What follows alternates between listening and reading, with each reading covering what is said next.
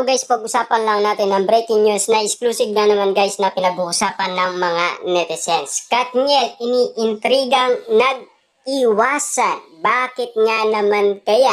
Na alam naman natin kasi guys, si Catherine Bernardo kahit na pilitin man ni Daniel Padilla ay negative na daw ang makukuha niyang sagot kay Catherine Bernardo ayon sa mga mang-uula sa kanyang prediction or manifest. Ayon sa balita, binigyagan na ang uniko iho ni na Sanjo Marudo at Tria Atayde na si Marcel. Isa sa mga ninang ay walang iba kundi ang kapamilya superstar na si Catherine Bernardo. Nandoon din ang jowa ni RK Bagatsing na si Janine bilang isa sa godmother. Sa kumakalat na picture ng binyag na intriga ang ibang mga chismosang kapitbahay at sausawera dahil wala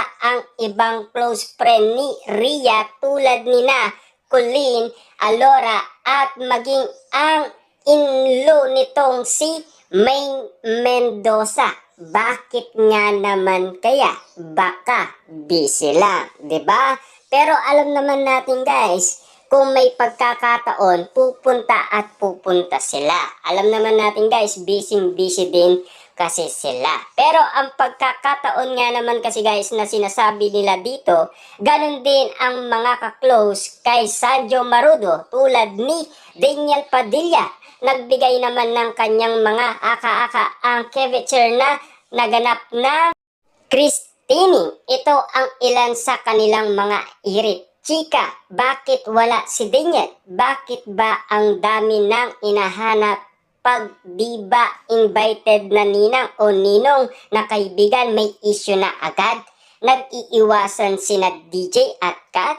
For sure, nasa invited list si Daniel Padilla dahil best friend siya ni Sanjo Marudo. Baka hindi lang naka-attend o may sub. Wow, kung totoo, magkumpare at magkumare na ang Katniel. Wow, grabe guys, no? Talagang iba na ang mga issue ngayon na pinag-uusapan. Tama nga naman guys ang isang netizens. Hindi lang naman sila nakapunta.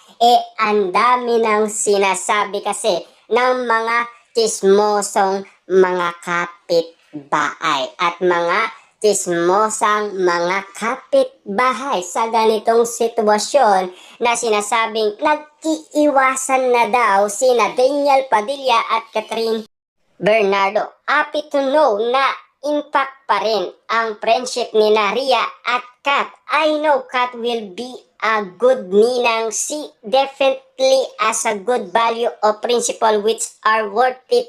Immunity thinking.